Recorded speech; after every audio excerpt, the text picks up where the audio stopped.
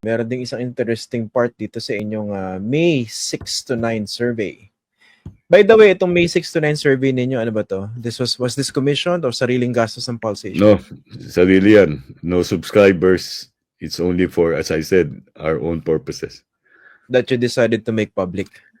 That we decided to make public, which we have done in the past. Given the questions that have been raised about,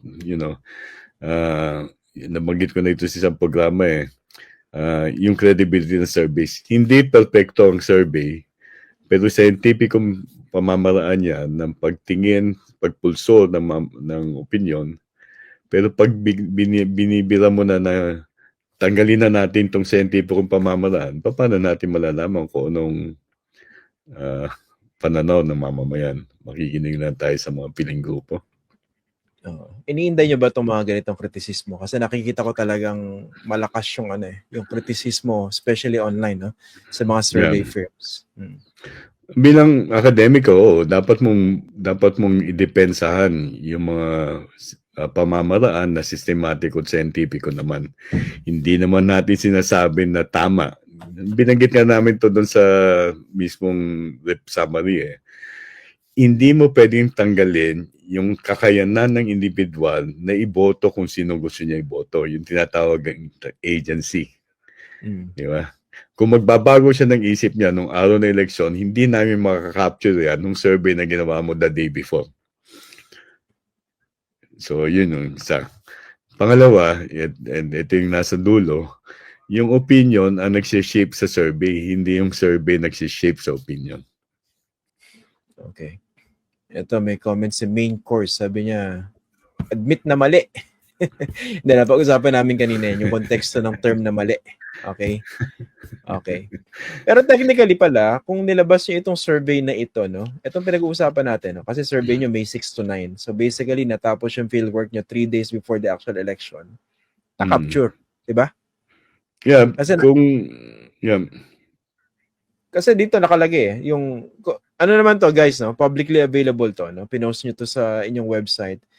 You have a chance to actually scrutinize these findings by Pulse Asia. At interesting dito yung table kung saan pinakita yung in green and red colors, yung pagtaas at pagbaba ng mga kandidato across regions. At pag binasa nyo yun, indicative doon sa naging resulta. Ito naman, yung isang interesting portion dito.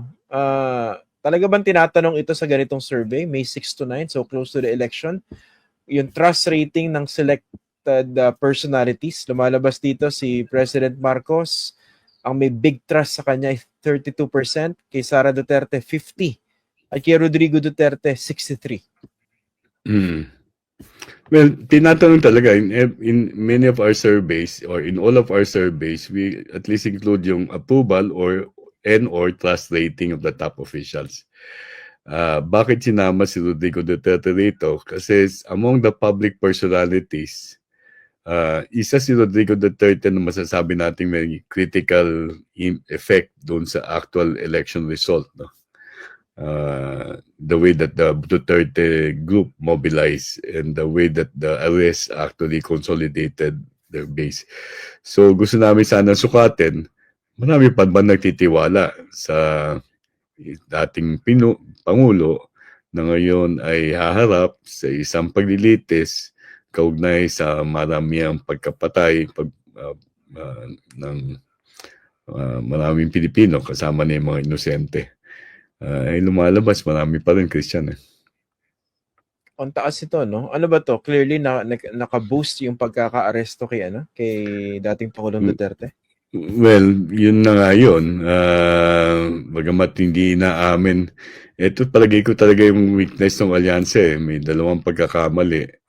Hindi tinuloy yung impeachment trial at hindi pinanatili yung chismis na aarestuhin si Duterte. Kung pinanatili ng chismis hanggang pagkatapos sa eleksyon, baka hindi ganyan magiging resulta. Linawin ko lang kung chismis lang, yung threat na aaresto yun si Duterte pero hindi actually inarrest, hindi siguro kasi di ba bago siya arrestuin, sabi chismis lang. There's a rumor. Di panatili mo munang rumor. Pagdating na May 13, arrestuin mo na kasi hindi naman totoong rumor eh. Meron talagang, anong tawag nila? Nakalimutan yung pangalan doon sa Senate hearing eh. Hindi siya red notice eh, no? Anyway. Hindi, ibig sabihin, ano ba to? Would this be seen as a sympathy? Yan, basically, yung pag-angat ng ilang mga miyembro ng Duterte, basically, part niyan sympathy. Kasi makikita mo naman eh, bakit dumodoble yung suporta sa mga katulad ni Hinlo. Kilala mo ba si Attorney J.B. Hinlo? Oo. Di ba? Yun nga lang, mukhang hindi gumana yung makinala nila eh. Bakit? Yun ang siguro kailangan natin mag-key informant interview ng mga political operators sa ground. Okay. Na sinusubukan ko pero mahirap eh pag malayo-layo ka, di ba? Oo. May mga amin naman pero behind the scenes. Pero kailangan mo i-triangulate yan eh, Christian eh, di ba? Kuha ka sa iba't ibang perspektibo kasi maraming grupo yan eh, hindi lang iisa yan eh. Yung administrasyon dapat isa yan. Pero isipin yung makina ng administrasyon, pababa yan eh, papunta doon sa mga kaalyado nila, sa governor at mayor. Di ba? Okay. Nabibigyan nila ng kakayanan na makapag-influensya ng boto ng kanilang constituent. Pero ako, madalas, well, sa senatorial it may work. Sa presidential, vice presidential, nakikita ko na the machinery has not worked. Sa senatorial, maybe it will help some candidates. Yun yung nangyari kay Francis Tolentino noong 2019. Pero hindi nangyari sa mga alyansa ngayon. Okay. Clarify ko lang, no? Kasi baka ma-misconstrue. Yung dalawang pagkakamali na binabanggit nyo, dapat tinuloy yung impeachment trial at number 2, dapat hindi mo na inaresto si Duterte ng ICC at pinanatiling chismis. Tama? Pinanatiling chismis hanggang Mayo 13. Diba? Kasi alam mo naman kung ano magiging epekto sa eleksyon eh. Ito kasi nasa agap ko, no? Itago na natin siya sa pangalang merong letter A. Heavily involved siya ron sa campaign ng alyansa. Ang claim niya ay dalawa yung pagkakamali. Number 1, dapat hindi in-impeach si Sara before elections. And number 2, dapat hindi mo na pinaaresto si Duterte before elections. Medyo iba yata dun sa pagbasa ninyo. Na dapat tinuloy yung impeachment trial. Dapat maaga pa lang. Kasi makikita na natin yan eh. Nung nagkakaroon na ng investigasyon sa confidential fund, bumababa na ang approval at trust rating ng Vice Presidente.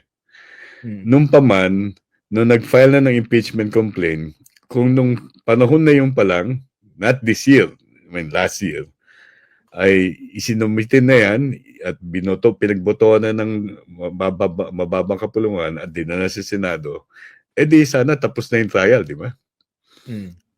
Ay yung problema, dinelay, nabigay ng February, hindi tinuloy ang trial, nabigyan ng relief si Sara Duterte, tapos pumasok tong pag-aaresto na nakakuha sila ng simpatiya. Diba? Di wow, sabi nga ng bunso ni Sen Edu. Pero to, how accurate ito, no? Basically, 6 out of 10 ng bawat Pilipino ang may malaking pagtitiwala kay Digong despite everything. Despite everything. And ika nga ng isang sulahisa, yan yung hindi mo mapaliwanag na karisma.